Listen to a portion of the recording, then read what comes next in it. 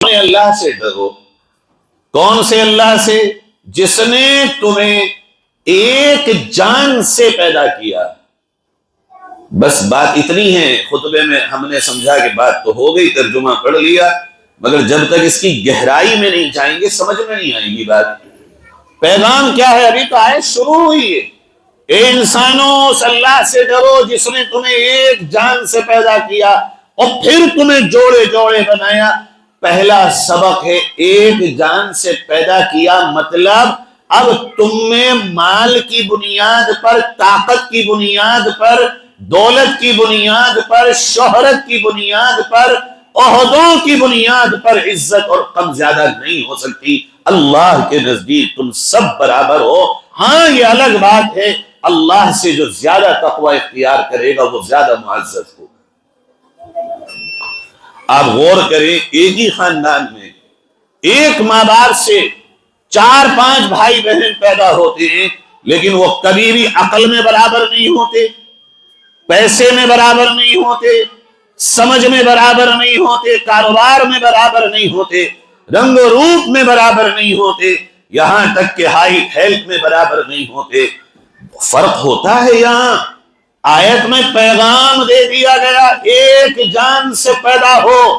تم اس بنیاد پر آپس میں تفریق پیدا مت کر لینا کہ تمہاری بہن کی بیٹی یا بیٹا ہو، بھائی کا بیٹا یا بیٹی ہو، اور چونکہ اس کے حالات کمزور ہوں مگر وہ بچی شریف بھی ہو یا بچہ شریف ہو، نمازی بھی ہو، دیندار بھی ہو، پاک صاف بھی ہو اور عفت والا بھی ہو، مگر اس لیے تم چھوڑ دو کہ یہ تمہارے مقابلے کا نہیں ہے.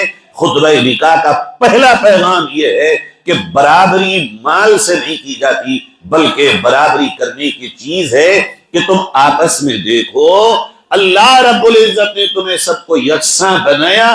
اگر وہ چیز جو نبی نے کہا دینداری تمہیں ملتی ہے تو سب سے پہلا حق ہے کہ تم اپنے گھر میں بچی یا بچہ تلاش کرو. باہر جا کر کے سر مارنے کی تمہیں کوئی ضرورت نہیں.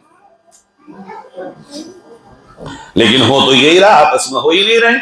پورے ملک میں 3-4 خاندان ہیں جو آپس میں رشتے کرتے ہیں اور ان کے یہ اونچ نیچ نہیں ہوتا. اس میں سر فہرست جو خاندان آتا ہے وہ مدنی خاندان ہے، دوسرا حسنی خاندان ہے رائے بریلی کا، تیسرا کاندلوی خاندان ہے کاندھلے کا، اور ایک چوتھا خاندان ہے عثمانی خاندان، مفتی تقی عثمانی دامت برکاتہ کا. یہ دیوبند میں جو خاندان ہے، اس طرح پورے ملک میں یہ چند خاندان ہیں جو آپس میں کرتے ہیں. باقی تو پوری قوم میں زیادہ تر میں نے یہ سنا کہ نہیں بھائی چکر میں مت پڑو، آپس کی برابر کی رشتہ داری اچھی نہیں ہوتی. نئی رشتہ داری جوڑو. اپنا بھائی پریشان ہے رشتے کے لیے اور دوسرا بھائی پورے جہان میں رشتہ تلاش کرتا پھر رہا ہے. یہی نکاح کی بنیاد میں ہم نے کھوٹ پیدا کر. اللہ کے نبی صلی اللہ علیہ وسلم نے فرمایا 4 چیزوں کی بنیاد پہ تم رشتہ کرتے ہو. پہلا تو مال و دولت دیکھو گے، یا حسب و نسب دیکھو گے، یا حسن و جمال یعنی خوبصورتی دیکھو گے، یا دین دیکھو گے. فرمایا پہلی چیز مال و دولت ختم ہونے والی چیز ہے، باقی رہنے والی چیز نہیں ہے. جس کو تم نے بیٹی دی یا جس کی بیٹی مال کی بنیاد پر لی، ضروری نہیں ہے کہ پوری زندگی وہ مال اس کے پاس رہے. حسب و نسب یہ کوئی چیز اللہ کی نگاہ میں نہیں. خاندان بڑا یا چھوٹا، بڑے بڑے خاندان بے نشان لمحوں میں ہو گئے. حسن و جمال، حسن و جمال کیا دن کا ہے؟ ابھی ذرا سے چہرے پہ ہاتھوں پہ کہیں کوئی دانے نکل آئے انسان لمحے بھر میں بدصورت ہو جاتا ہے. نبی نے کہا یہ تینوں چیزیں وہ ہیں جو ختم ہونے والی ہیں.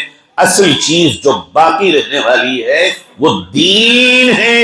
لہذا دین کو مضبوطی سے پکڑو اور اسی کو رشتے کی بنیاد بناؤ. اس کے بعد چاہے مال بھی ہو، حسن و جمال بھی ہو، حسب و نسب اور خاندانی شرافت بھی ہو، مگر بنیاد تمہارے لیے دینداری ہونا چاہیے. کتنی دینداری دیکھتے ہیں ہم رشتوں میں.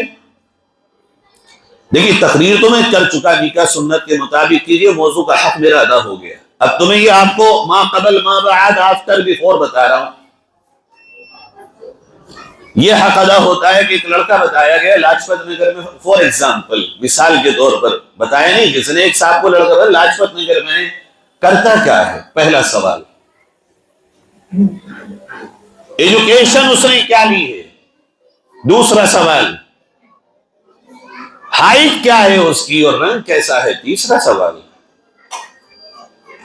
ان تین سوالوں کا اگر جواب اس کو مل گیا اور وہ سیٹسفائی ہو گیا، کال کر دو ہم آ رہے ہیں دیکھنے کے لیے۔ دیکھنے گئے، اس نے ایک لمبا ناشتہ لگایا، بڑے پیار سے اٹھا کے اس نے ناشتہ کرایا۔ آ کے ہم نے کہا واہ کیا اخلاق ہیں ان لوگوں کے، کتنے شاندار ہیں یہ، کتنے اخلاق والے، کتنی تواضع والے، کیسا شاندار ان کا مزاج ہے۔ اور لڑکا کتنا شریف اور بھولا تھا، بول ہی نہیں رہا تھا، وہ تو کتنے ادب کے ساتھ پیش آ رہا تھا۔ بھائی ڈن، اب اس میں اف اینڈ بٹ ہے ہی نہیں، لہذا رشتہ ڈن ہو گیا۔ اللہ کے نیک بندو، یہ رشتے ہوتے ہیں، یہ ہے بنیاد رشتوں کی۔ اگر پتہ چلا تھا لاجپت نگر پیر زیادہ پیر غیر یہ کہیں پر بھی کسی لڑکے کا، پہلے یہ پوچھتے، یہ بتاؤ اس کا دن کہاں گزرتا ہے کہ صاحب فلاں جگہ اس کا آفس ہے دلی روڈ پہ، ٹھیک ہے، وہاں جاتے اور یہ دیکھتے کہ سب سے قریب اس کے مسجد کون سی ہے، وہاں جا کے کسی ایک دن میں ظہر اور عصر اور مغرب پڑھ کے دیکھا ہوتا کہ یہ لڑکا اللہ کے بلاوے پر اس آفس کو چھوڑ کے یہاں آتا یا نہیں آتا۔ اگر آتا ہے تو اس سے بہتر کوئی نہیں، اور اگر نہیں آتا ہے تو پھر اس کی تمہیں کوئی ضرورت نہیں۔ کل وہ اللہ کے لیے کون سی چیزوں پہ قربانی دے سکتا ہے، اس کی کوئی توقع نہیں کی جا سکتی۔ لڑکی کو دیکھنے گئے، چال ڈھال دیکھا، حسن و جمال دیکھا، اس کی ایجوکیشن دیکھی، اس کا خاندان دیکھا، اور کتنی دیر میں پسند کر کے آ گئے؟ صبح 10 بجے گئے اور 12:30 بجے گھر پہنچ گئے ناشتہ کر کے۔ اور صاحب اس کو 1,000 10,000 لاکھ 10 لاکھ کروڑ 10 کروڑ جو بھی تمہاری حیثیت ہے اس کو دے کر کے آئے اور انگوٹھی پہنائی، یا اس کو گلے کا ہار دے دیا، یا پھر ڈائمنڈ کی اس کو رنگ دے دی اور اس کو اپنا کر کے چلے آئے۔ اللہ کے نیک بندو، یہ کوئی طریقہ ہے رشتہ کرنے کا؟ گئے ہوتے تم ظہر سے پہلے، ظہر پڑھی ہوتی تمہاری عورتوں نے، عصر پڑھی ہوتی، مغرب پڑھی ہوتی، نماز کے وقت اس کے سر کا دوپٹہ دیکھا ہوتا کہاں ہے، وضو کرتے ہوئے تم نے دیکھا ہوتا، بڑوں کے ساتھ دیکھا ہوتا اس کا تعلق اور معاملہ کیسا ہے، کم سے کم ایک آدھا دن 3-4 نمازوں کا گزارا تو ہوتا، سمجھا تو ہوتا کہ اللہ کے سامنے اللہ کے ساتھ اس کا معاملہ کیا ہے۔ گئے، ناشتہ کیا، رشتہ فائنل ہو گیا۔ یہ بنیادیں تو کبھی اہل اسلام کی بنیادیں نہیں۔ بنیاد میں ہی ہماری کمزوری ہے۔ اگر بنیاد میں کمزوری ختم ہو جائے اور رشتوں کی بنیاد دین ہو تو میں قسم کھا کے اس بات کو کہتا ہوں، جب رشتے کا وقت آئے گا بگڑیل سے بگڑیل جوان بھی مسجد میں آئے گا کہ بھئی رشتے دیکھنے والے مسجد میں آ گئے۔ تم نے چونکہ اس کے نظام کو بدل دیا، میں نے اور آپ نے سارے اس کی بنیادوں کو کنگال کر کے رکھ دیا۔ اب کون جوان مسجد میں آئے گا؟ کس کو تڑپ ہوگی مسجد میں آنے کی؟ بھئی جیسا ماحول ویسا ہی رنگ بنے گا، جیسا دیش ویسا بھیس بنے گا۔ جو نظام تم چلاؤ گے شادیوں کا وہی نظام آگے چلے گا۔ یہ تو مجھے اور آپ کو سنبھالنا ہوگا کہ ہم اول مرحلے میں اپنے بچوں اور بچیوں کے رشتے کرتے وقت ان کے دین کو دیکھیں۔ اگر وہ دیندار ہیں، آپ سے سچ کہہ رہا ہوں میں آج، شادیوں کے بعد بھی نوجوان جو اسکولنگ کیے ہوئے ہیں، کتنے جوان وہ ہیں جن کا ہاتھ پکڑ کے آپ دیکھ لو شادیوں کے بعد بھی اپنی ایکس گرل فرینڈ سے بات کر رہا ہوتا ہے، آفس میں جا کے چیٹنگ کر رہا ہے۔ کیوں؟ اس لیے کہ جس لڑکی کے باپ نے اس کو لڑکی دی اس نے اس کے کردار کو اور دین کو دیکھا ہی نہیں۔ کتنی بہنیں وہ ہیں ہماری شادیوں کے بعد بھی وہ لڑکوں سے باتوں میں لگی ہیں، اور پھر اس کا رزلٹ یہ آتا ہے ہر مہینے ہر شہر میں اسی کی بنیاد پہ کوئی نہ کوئی طلاق وجود میں آتی ہے اور گھر برباد ہو جاتا ہے، کیونکہ بنیاد غلط تھی، بنیاد خراب تھی۔ سنت کا طریقہ یہ ہے جو اللہ کے نبی صلی اللہ علیہ وسلم نے فرمایا کہ تم رشتہ کرتے وقت دین کو بنیاد بناؤ۔ بہت بڑا ارب پتی، کروڑ پتی اور ایکسپورٹر اور امپورٹر ارے ہوگا کہیں کا بھائی، یہ دیکھو کہ حلال بھی کماتا یا نہیں کماتا، ایسا تو نہیں ہے اس کا سارا امپائر ہی سود پہ کھڑا ہوا ہو۔ ایسا تو نہیں ہے یہ اپنے ملازموں کا حق مارتا ہو، ایسا تو نہیں ہے یہ بے نمازی خود بھی ہو، اگر ہوگا ہمیں سونے میں تول دے، ہماری بارات کے ہر باراتی کو دے جو دے سکتا ہو، مگر اس سے میری بچی یا بچے کا بھلا نہیں ہو سکتا۔ یاد رکھو رشتے دلوں سے نبھائے جاتے ہیں، دولت سے نہیں۔ اگر دولت سے رشتے نبھائے جاتے تو کسی گھر میں کبھی طلاق نہ ہوتی، اور دل دولت سے کبھی نہیں جڑتا، دل نبھانے سے جڑتا ہے، دل اپنانے سے جڑتا ہے۔ اور سچی بات یہ ہے کہ دلوں کو جوڑنے والا دنیا میں کوئی پیدا ہی نہ ہوا، دل جوڑتے ہیں اللہ رب العزت کی طرف سے، چونکہ سارے دلوں کا مالک وہ اکیلا رب ہے۔ لہذا پہلی نیت تو یہ کریے انشاءاللہ، جن کے نہیں ہوئے وہ پکی کر لیں، جن کے بچے ہیں وہ بھی کر لیں، کہ رشتے کی بنیاد دین بنائیں گے، دین بنائیں گے بھائی انشاءاللہ۔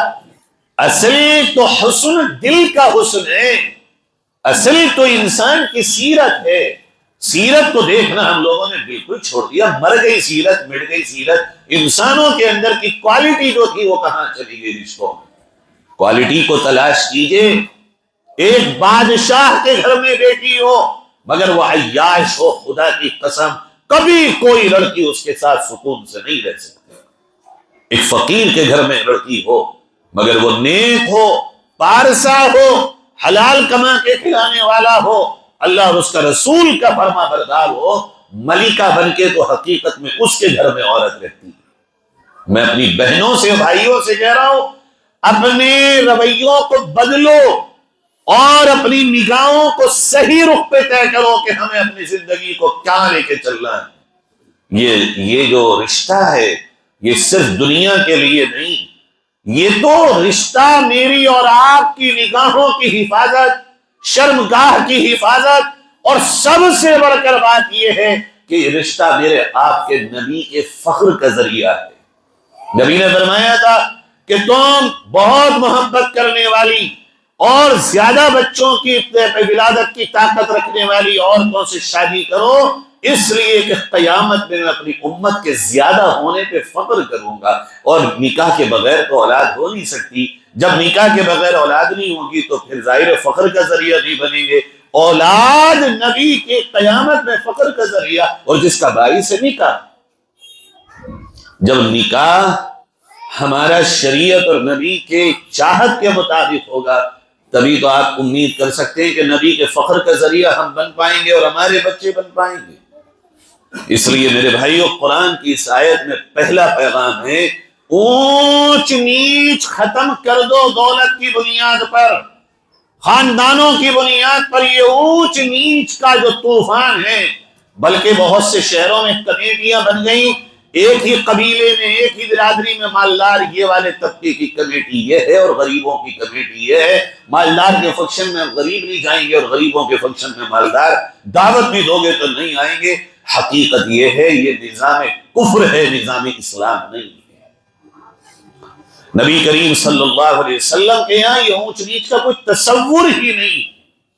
آپ صلی اللہ علیہ وسلم کو ایک ادنا سے ادنا، غریب سے غریب صحابی سے بات کرتے تھے کہ کسی شہنشاہ سے بھی اس طرح بات نہیں کرتے تھے۔ اتنا احترام، اتنی قدر آپ صلی اللہ علیہ وسلم کی نگاہ میں ہر ایمان والے کی تھی۔ میرے بھائیو، یہ ہے پہلی چیز کہ رشتے اپنے صحیح طریقے پر کریے، تب جا کے ہم نکاح کو بھی صحیح طریقے پر کریں۔ ہمارے یہاں رامپور میں ایک بچے نے ہمارے ساتھ آتا تھا بیانوں وغیرہ میں، اس نے ارادہ کیا کہ میں بغیر جہیز کے، بغیر بارات کے نکاح کروں گا، مسجد میں کوئی سامان نہیں لوں گا، 5 آدمی لے کے جاؤں گا اور گھر سے رخصت کر کے لڑکی کو لے آؤں گا۔ لڑکے کا باپ میرے پاس آیا اور کہا مولانا بچے کو سمجھاؤ، بڑی بے عزتی کی بات ہے، بارات کو منع کر رہا ہے وہ، کتنوں کی بارات میں ہم گئے ہیں اور ہمارا بچہ آج ہم سے منع کر رہا ہے، ہم جواب نہیں دے پائیں گے۔ میں نے کہا مجھے بڑا افسوس ہے کہ آپ اپنے بچے کی شکایت لے کے آئے ہیں، اگر آپ کے دل میں نبی کی سچی محبت ہوتی تو آپ میرے پاس آتے اور اللہ کا شکر ادا کرتے ہوئے روتے۔ ایک باپ کے لیے اس سے بڑا دل کون سا ہوگا کہ وہ بیٹا ہو کر اپنے باپ سے کہتا ہو کہ نبی کے طریقے پہ چلو۔ باپ بیٹے کی شکایت کرے گناہ کی تو بات سمجھ میں آتی ہے، کہ بھئی میرا بیٹا بگڑ گیا، میرا بیٹا مان نہیں رہا، میرا بیٹا نبی کے راستے پہ نہیں چلتا، لیکن مجھے افسوس ہے کہ آپ باپ ہو کر بیٹے کے دین کی شکایت کر رہے ہو۔ خیر ان کو سمجھایا، وہ مان گئے۔ یہ مصیبت بھی عام ہے، کتنے جوان وہ ہیں جو جماعت میں، تبلیغ میں یا دین کی باتیں سن کے ارادہ کرتے ہیں کہ ہم صحیح طریقے پہ شادی کریں، مگر خاندان والے، رشتہ دار، تعلق والے اور اس کے اپنے گھر کے سرپرست اسے مجبور کرتے، نہیں تم ایسا نہیں کر سکتے۔ بڑی بدنصیبی کی بات ہے۔ پہلی چیز انشاءاللہ نکاح کے سلسلے میں دین کو ہی ترجیح دیں گے انشاءاللہ، اور ترجیح ایسے دیں گے کہ خود سے چیک بھی کریں گے رشتہ کرنے سے پہلے واقعتاً یہ دیندار ہے یا نہیں ہے۔ دوسری بات میں نے آپ سے عرض کی کہ آپ رشتہ کرتے وقت اول درجے میں اپنے خاندان میں دیکھیے، دیکھو خاندان کی برائی کھلی ہوئی اچھی ہے، جانے دوسری جگہ کیا ہو رہا ہوگا اور کیا معاملات ہوں گے اور کیا کلچر اور کیا رہن سہن ہوگا، اپنے گھر کا عیب پتہ تو ہے بچے بچی کا کہ کیا ہے، کھلی ہوئی تو ہے بات، مگر دوسرے کا تو کچھ بھی نہیں پتا ہمیں اور آپ کو کہ وہاں کیا ہے۔ اپنے کو چھوڑ کے دوسروں میں جانا بہت بڑی دانش مندی نہیں ہے۔ ہاں اگر اپنے سے زیادہ دیندار دوسرے میں مل جائے تو دوڑ کے جاؤ، پھر لگاؤ دوڑ، پھر صورت سے کام لو کہ بھئی دینداری یہاں سے زیادہ وہاں ہے، اب دین کی بنیاد پہ میں وہاں جا رہا ہوں، مال و دولت کی بنیاد پہ مجھے آپ کو نہیں جانا چاہیے۔ اللہ رب العزت نے اپنے حبیب حضرت محمد صلی اللہ علیہ وسلم سے اس کا نظام اور آگے چلوایا اور یوں فرمایا کہ دیکھو یہ جو نکاح ہے نا، نکاح کے علاوہ اس نکاح کے معاملے میں کوئی اور امر ہے ہی نہیں، کوئی اور چیز ہے ہی نہیں، ساری چیز نکاح ہے۔ اچھا خدا کے فضل و کرم سے کارڈ پہ لکھتے ہیں النکاح من سنتی، اوپر لکھا ہوتا ہے اور نیچے جتنے پروگرام میں لکھے ہوتے ہیں کوئی ہوتی ہے سنت ولیمے کے علاوہ؟ دعوت احباب، ریسیپشن، بارات، رسم صحرا، اوپر کیا لکھی ہے ہیڈنگ؟ النکاح من سنتی، حدیث لکھی گئی نکاح نبی کی سنت، اور اسی کے نیچے اپنے ہاتھ سے لکھ رہا ہے میرا بھائی اور اللہ کا نیک بندہ حسب صراحت پروگرام، آپ تشریف لا کر دلہا دلہن کو دعاؤں سے نوازیں، آپ کی نوازش ہوگی۔ پہلے لکھتا رسم صحرا، روانگی بارات، نکاح، اس کے بعد لکھے گا دعوت احباب، پھر ریسیپشن، پھر یہ، پھر ہلدی، پھر اپٹن، پھر فلاں، پھر فلاں، پھر فلاں، اوپر کہہ رہا ہے سنت اور نیچے خود بخود اس کے خلاف ہے نا؟ بڑی عجیب بات۔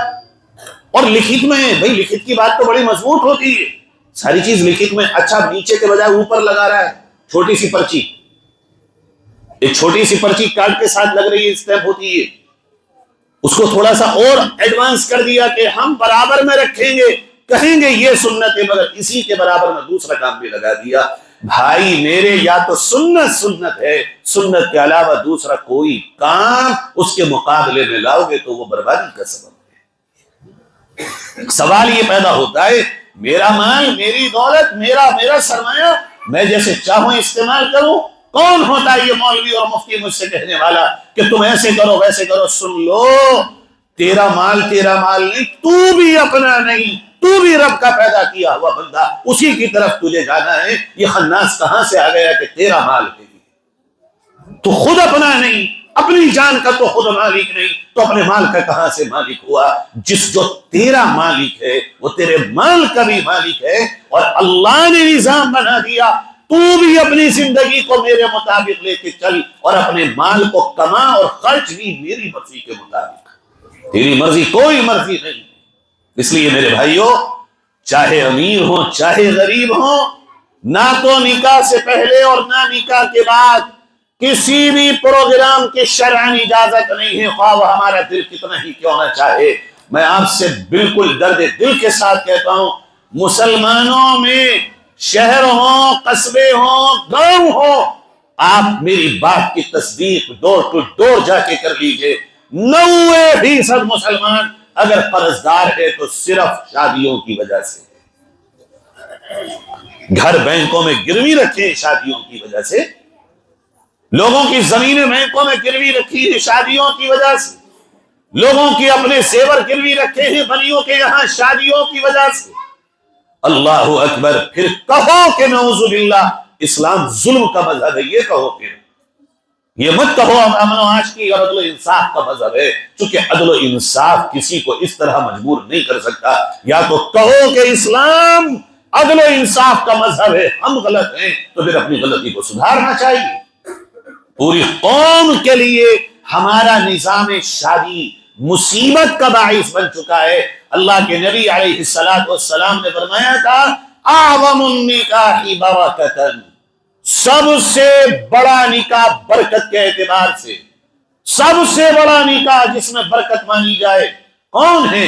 ایسرہ مؤونۃ، وہ ہے جو سب سے آسان ہو. اور تمہارے یہاں سب سے بڑا نکاح کون سا ہے؟ جس میں 52 آئٹمس ہوں، جس میں 65 آئٹمس ہوں، جس میں 100 پلس آئٹمس ہوں، جس میں بوفے لگے ہوئے ہوں تمام.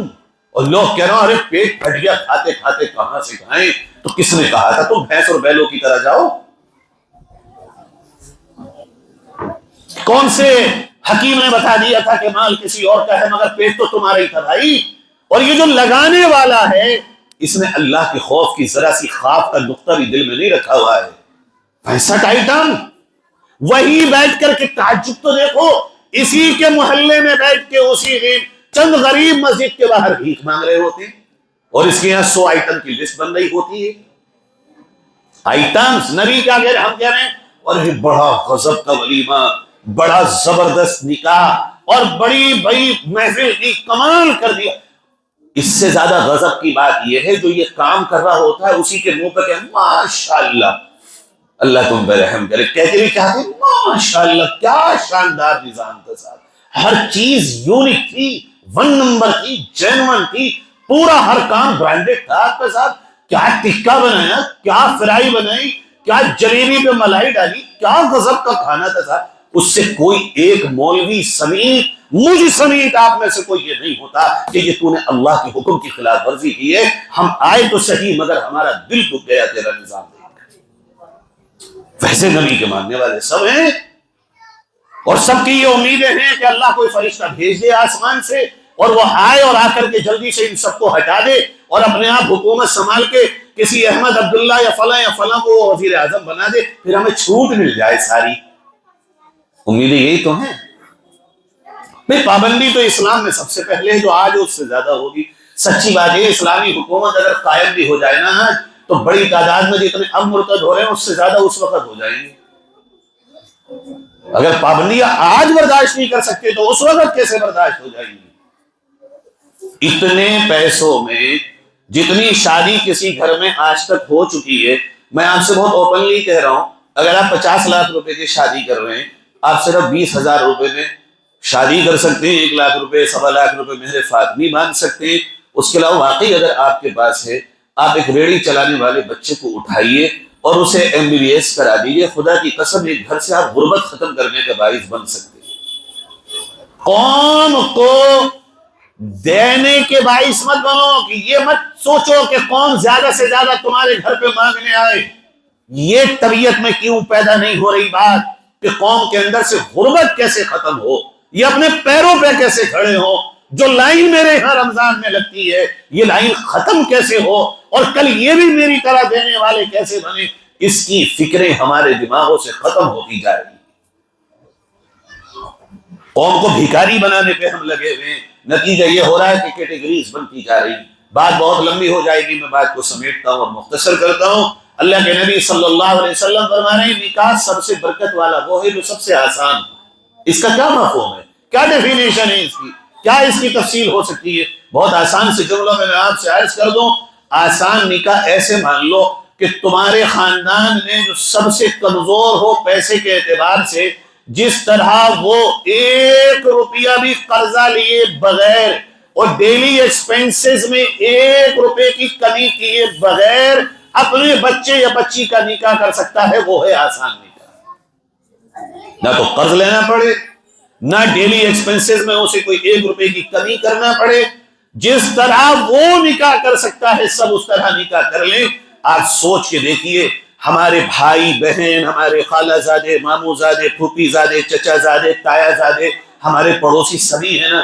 جب ہمارے گھر میں 52 50 100 150 آئٹم ہوتے تو ہماری وہ بہن جس کا شوہر ہماری کارخانے میں منشی ہے، وہ ہمارا بھائی جس کا جو ہمارے کسی جاننے والے کے یہاں کام مزدوری کر رہا ہے، یا ہماری وہ پھوپھی، وہ ماموں، وہ چاچا، وہ تایا، وہ خاندانی، وہ پڑوسی، وہ رشتہ دار، یا میری ماں یا میرے باپ کا عزیز دار، تعلق دار، ریلیشن میں کہیں پر کوئی اور مزدوری کر رہا ہے، جب وہ میری آپ کی شادی سے اپنے گھر واپس جائے گا اور اپنی جوان بچیوں کو دیکھے گا تو اس کے دل پہ کون سی تلوار چلے گی؟ کبھی سوچا ہے میں نے آپ نے؟ ہم اور آپ اپنے بھائیوں کے لیے ظالم نہ بنے، آسانی کا باعث بنے۔ اللہ کے نبی علیہ السلام نے ایسا معاشرہ دیا تھا کہ جس میں پیٹوں پہ پتھر تھے مگر ایک دوسرے سے کسی کو شکایت نہیں تھی، ایک دوسرے کو کسی سے شکوہ نہیں تھا، چونکہ انہوں نے وہ نظام قبول کیا تھا جو حقیقت میں نظام مصطفیٰ تھا، جو نظام محمد تھا، جو نظام شریعت تھا، جو نظام قرآن تھا، جو اللہ کا دیا ہوا پیغام تھا، وہ حقیقت میں قبول کیا گیا تھا۔ آج ہم بھی آ جائیں، سب سے برکت والا نکاح، سب سے آسان نکاح ہوگا، اور سب سے آسان نکاح وہ ہے کہ آپ رشتے کی بات طے کر لیں، تاریخ طے کر لیں اور مسجد میں آئیں اور جمعے کی نماز میں امام صاحب سے اعلان کروا دیں کہ اعلان کر دو جمعے کے بعد فلاں صاحب کے بیٹے اور فلاں صاحب کی بیٹی کا نکاح ہے، ساری مسجد بھری ہوئی ہوتی ہے، نکاح ہو گیا، چھوارے کھجورے بٹ گئے اور اپنے اپنے گھر چلے گئے۔ مولانا ارشد مدنی صاحب کے کئی بچے پوتے پوتیوں کا نکاح ہم نے اپنے طالب علمی کے دور میں اسی طرح ہوتے ہوئے دیکھا، پتہ ہی نہیں ہوتا تھا کہ آج نکاح ہے۔ ظہر کی نماز میں حضرت نے اعلان فرمایا آج میرے پوتی یا پوتے کا نکاح ہے، درخواست ہے آپ لوگوں سے ذرا تھوڑی دیر کے لیے بیٹھ جائیے۔ مولانا نے نکاح پڑھا ہے، چھوارے بکھیرے نکاح ہوا، بات ختم، پتہ ہی نہیں چلا کہاں ہے۔ آج بھی ہمارے اکابر ایسے ہیں جب اس طرح کے نکاح ہوں گے تو ایکسپیکٹیشنز ختم ہو جائیں گی، دونوں طرف سے صرف توجہ ہوگی دین پر کہ یہ رشتہ اس لیے بنا ہے کہ ہم نبی کے فخر کا ذریعہ بنے، پھر دونوں ایک دوسرے کے لیے دین میں معاون ہوں گے۔ اگر تم دنیا کی بنیاد پہ نکاح کر کے لے بھی آؤ گے، جب گھر سے باہر جاؤ گے کہاں جا رہے ہو؟ یہاں جا رہا ہوں، کیا کرو گے، کب آؤ گے، یہ لانا وہ لانا، ایک یہ کلاس ہوگا۔ اور جب بنیاد دین ہوگی گھر سے نکلو گے سجدے میں سر ہوگا، اللہ میرے سرتاج کو خیریت سے لانا، یہ میری عزت و آبرو ہے، حادثے سے حفاظت فرمانا۔ ایسی عورت ہاتھ اٹھا کے رب کو پکار کرتی ہے۔ گھر میں آؤ گے خالی ہاتھ بھی وہ عورت ہنس کے استقبال کرتی ہے۔ نبی نے فرمایا جو عورت اپنے شوہر کا ہنس کے استقبال کر لے اللہ تعالیٰ اس کے سارے گناہوں کو معاف فرما دیتا ہے۔ آج استقبال ہو رہے ہیں، تم پہنچے تو چل گیا تھا وہ، آپ گئے آپ بھی یہاں کو بیٹھ گئے، ختم بات۔ یہ ہے زندگی میری اور آپ کی۔ پوچھا ہی نہیں بیگم نماز پڑھ لی کیا، بچوں نے پریشان تو نہیں کیا تھا، میں بچوں کو پکڑ لوں آپ نماز پڑھ لیں، ہے ہی نہیں سوال، ختم ہے زندگی بالکل۔ ہماری زندگی میں اور ان لوگوں کی زندگی میں جن میں اللہ کا کوئی پیغام نہیں، فرق ہی نہیں رہ گیا۔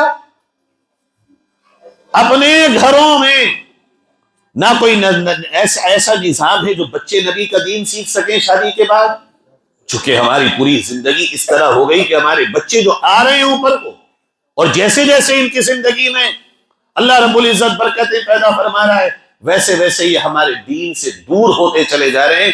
وجہ صرف اور صرف ہماری بنیاد کی کمزوری ہے اور کچھ نہیں۔ فرمایا اللہ کے نبی نے برکت، بس اس پر ہی میں بات کو ختم کر دوں گا، چند ایسے پیغام دے کر جو جملوں میں ہیں۔ برکت، جو لفظ ہے برکت، اس پر ذرا توجہ دیجیے گا۔ ہر آدمی کو ضرورت ہے برکت کی، ویسے ایک جملہ یاد آ گیا، ہم مولویوں سے جو تعلق قائم ہوا ہے آپ کا اور پوری امت کا، عجیب و غریب تعلق ہے، سب برکت کی دعائی کرانے آتے ہیں، کوئی مسئلے پوچھنے نہیں آتا اپنی اس زندگی میں جو کرنٹ لائی تھے۔ مراد آباد میں تو پھر بھی ماحول ہے الحمدللہ، شاہی مدرسہ ہے، حیات العلوم ہے، جامع الہدیٰ ہے، زکریا، بہت سے ادارے ہیں۔ آپ ان خوش نصیب لوگوں میں سے ہیں اس پورے اتر پردیش کے شہروں میں سے کہ جہاں بڑے بڑے مفتیان اور علماء مساجد میں امام ہیں۔ جب یہ لوگ باہر جاتے ہیں تو ان کی قدر کا آپ اندازہ نہیں لگا سکتے۔ میں سچ کہتا ہوں، آپ سے فخر ہوتا ہے کبھی کبھی مراد آباد شہر والوں میں، مجھے واللہ میں کہہ رہا ہوں قسم کھا کر کہ مجھے فخر ہوتا ہے اور میں اللہ سے دعا کرتا ہوں اللہ اس قوم کی ناقدری کی وجہ سے مراد آباد شہر کو علماء سے محروم مت کرنا۔ ایسا انعام ہے مساجد میں امامت پہ ان علماء کا ہونا اور ان مستند معتبر مفتیان اور علماء کا آپ کے بیچ ہونا ایسا ہے جیسے کسی عمارت کے بیچ میں کوئی پلر پوری عمارت کو روکے ہوئے، کوئی فتنہ داخل نہیں ہو پاتا آپ کے یہاں۔ لیکن پھر بھی بہت سی کمزوریاں ہیں جنہیں ہمیں اور آپ کو دور کرنے کی ضرورت ہے۔ لفظ برکت، برکت کیا چیز ہے؟ برکت کسی مولوی کی چھڑی میں ہو سکتی ہے، کسی کی زبان میں آ سکتی ہے؟ برکت کا چھوٹا سا مفہوم سمجھیے، ایک آدمی 1,00,000 روپے کماتا ہے اور 1,10,000 کا اس کا ماہانہ خرچہ ہے، یہ برکت ہے یا برکت سے خالی ہے؟ کماتا تو 1,00,000 لیکن خرچہ ہے 1,10,000، 10,000 کا ہر مہینے اسے مقروض ہونا ہے یا لانا ہے مانگ کر۔ ایک آدمی 12,000 روپے کماتا ہے اور 11,000 روپے کا خرچہ ہے، 1,000 روپے مہینے کے بچاتا ہے، برکت والا کون ہے؟ 12,000 والا، 1,00,000 والا نہیں۔ یہ 1,00,000 دنیا ہے، ہمیں دنیا کی چکچوند میں برکت نظر آتی ہے، زیادہ زیادہ زیادہ زیادہ زیادہ میں برکت نہیں ہوتی۔ برکت بھلے سے کم ہو مگر اللہ کے نبی کے مطابق ہو، برکت اس میں ہوتی۔ اسی طرح وہ رشتے جو نبی کی سنت کے مطابق جوڑے جائیں گے ان میں برکت ہوگی، اور برکت کا مطلب یہ ہوگا کہ ان کے دل مل جائیں گے، اس طرح ہو جائیں گے جیسے 2 جسم اور 1 روح۔ انہیں ایک دوسرے سے شکایت نہیں ہوگی بلکہ ایک دوسرے کی ہیلپ کر رہے ہوں گے، وہ اپنے ریلیشن شپ کو ڈیولپ کر رہے ہوں گے، وہ ایک دوسرے کے مددگار ہوں گے ہر اچھے کام پہ۔ اور جہاں برکت نہ ہو وہاں شکایتیں ہوتی ہیں، وہاں کنفیوژنس ہوتی ہے، وہاں ایک دوسرے کے لیے خلش پیدا ہوتی ہے، وہاں ایک دوسرے کی کمیوں پہ نگاہ جاتی ہے۔ بلکہ جس رشتے میں برکت نہ ہو، خواہ وہ ماں باپ اور بچوں کا ہو، میاں اور بیوی کا ہو، بھائی اور بہن کا ہو، وہاں ہمیشہ ناشکری کے کلمات ہوں گے۔ ارے میری اولاد تو پتہ نہ کہاں سے گلے پڑ گئی، بچے جنم، ارے بھائی یہ ماں باپ تو دنیا میں انوکھے ہیں، ان جیسا تو کسی کو ملا ہی نہیں۔ بھائی بہن کو کہہ رہا ہوگا، بہن بھائی کو، شوہر بیوی کو۔ یہ جملے وہاں سننے کو ملیں گے جہاں رشتوں کی برکت ختم ہو جائے گی، اور رشتوں میں جہاں برکت ہوگی وہاں میرے باپ جیسا کوئی نہیں، میری ماں جیسا کوئی نہیں، میری بیوی جیسا کوئی نہیں، میرے شوہر جیسا کوئی نہیں، میرے بچوں جیسا کوئی نہیں۔ اللہ نے مجھے وہ دیا جس کا میں اہل نہیں تھا اور لائق نہیں تھا، لائق نہ ہونے کے باوجود اللہ نے مجھے اتنی اچھی بیوی دی۔ جب یہ جذبے دونوں طرف سے ہوں گے تو رشتے کی خوبصورتی کا کیا عالم ہوگا، اور برکت آئے گی صرف اور صرف اللہ کی طرف سے۔ کس کی طرف سے؟ اور اللہ کی طرف سے برکت آنے کا ذریعہ اگر کوئی ہے تو وہ صرف اور صرف اللہ کے نبی کا طریقہ ہے، اس کے علاوہ کسی طریقے میں برکت نہیں۔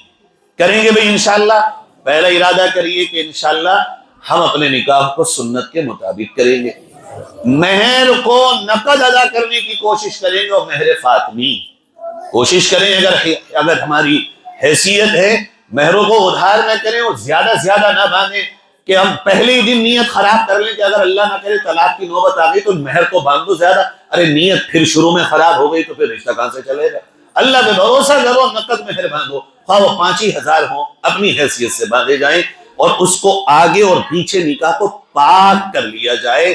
دیکھو جب پٹلے جوڑے جاتے ہیں تو پھر چھیل دیا جاتا ہے، اسے تبھی جوڑ پیدا ہوتا ہے۔